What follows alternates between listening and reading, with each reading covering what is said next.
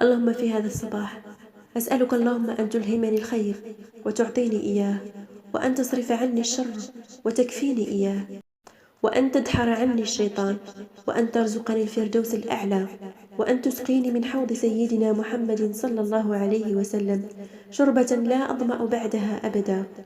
اللهم إني أدعوك تضرعا وخفية ورغبة ورهبة وخوفا وطمعا، إنك سميع الدعاء.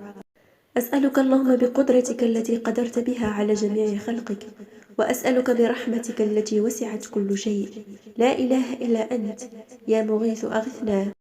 اللهم في صباح هذا اليوم اجعل لنا نصيبا من الرحمة والمغفرة والفرج والسعادة والرزق والهداية، اللهم آمين يا رب العالمين.